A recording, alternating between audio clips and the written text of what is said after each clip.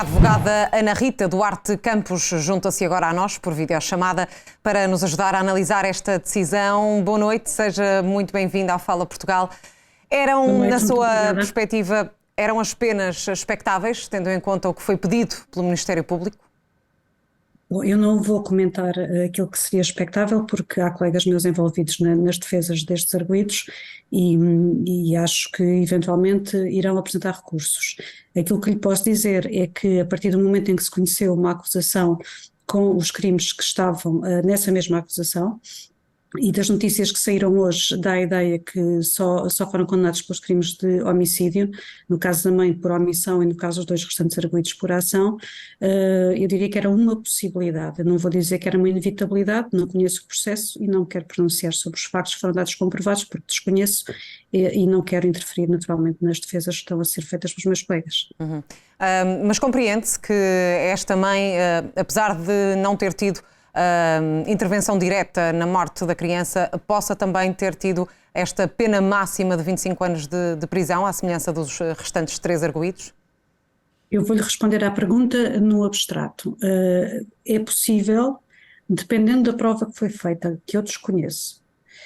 Neste sentido, é possível e juridicamente concebível que a proceder, e parece que procedeu, a acusação que foi deduzida contra a mãe no que diz respeito não apenas à questão da omissão de auxílio que estava referida na acusação, mas inclusivamente no que diz respeito à contribuição para o desfecho. Portanto, para que um arguido possa ser condenado por um crime de homicídio, não é necessário que essa pessoa tire a vida com as suas próprias mãos. Portanto, é possível haver condenação se e na medida em que se demonstra que aquele desfecho ocorreu ou por ação ou por omissão da mãe, e de acordo com as notícias que saíram, houve vários momentos, e aliás isso foi referido inclusivamente pelo Sr. Juiz-Presidente hoje, que deu uma conferência de imprensa, e eu também gostava de focar esse aspecto porque é algo inédito em Portugal, que referiu que a menina teria sido deixada sozinha várias vezes, no sentido em que por várias condutas imputadas à mãe, não sei se são verdadeiras se não, é o que resulta daquilo que saiu nas notícias, que a mãe terá contribuído para o desfecho trágico que veio a verificar-se.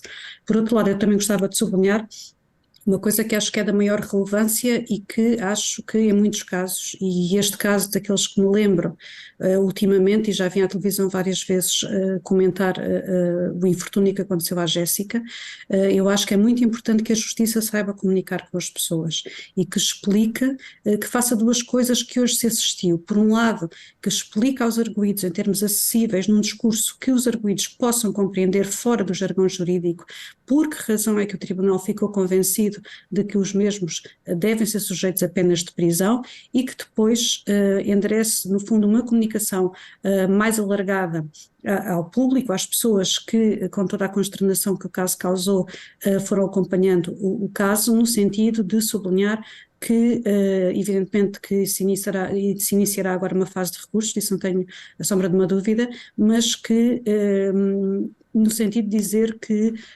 apesar das dificuldades da prova, que estava convencido que o Tribunal tinha feito um excelente trabalho em tempo recorde e nesse sentido...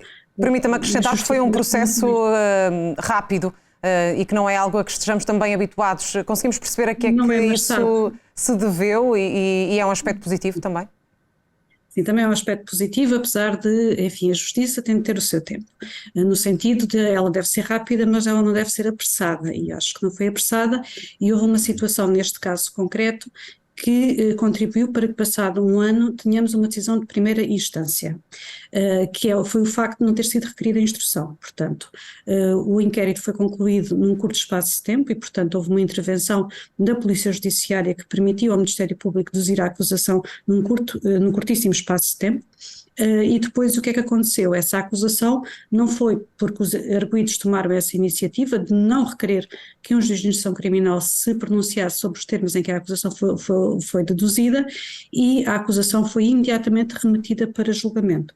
E, portanto, neste caso, isto tem que ver também com outra questão, que para além de não ter sido requerida a instrução, tem que ver também com a disponibilidade da agenda que o Tribunal de Setúbal teve no sentido de agendar este julgamento para uma altura ainda tão próxima dos factos, e é desejável que assim seja.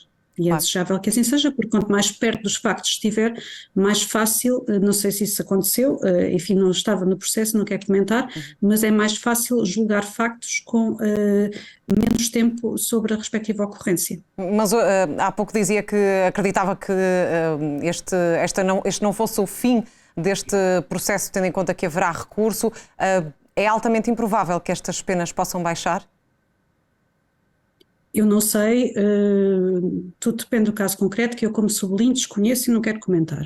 Agora, eu acharia muito estranho que esta decisão fosse definitiva, aliás, e não sou só eu que acharia, porque uma das coisas que o Sr. Juiz Presidente disse quando hoje se pronunciou relativamente, cá fora já do Tribunal, quando se pronunciou e fez questão de dar uma palavra aos portugueses sobre aquilo que foi hoje decidido, disse, bom, isto é a decisão de primeira instância, para já é esta que temos.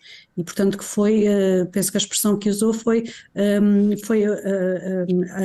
a justiça do caso concreto, qualquer coisa nestes termos, que atingimos nesta fase. E, portanto, eu creio que com penas destas, o cenário mais expectável é que sejam interpostos recursos desta primeira decisão.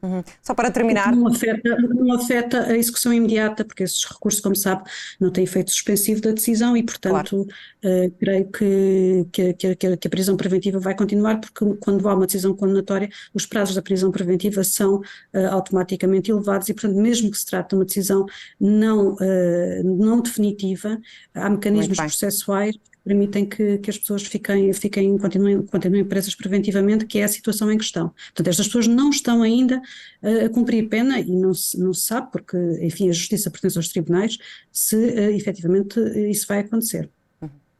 Muito bem. Ana Rita Duarte Campos, obrigada pela sua presença, pela sua participação neste Fala Portugal. Boa noite. Obrigada.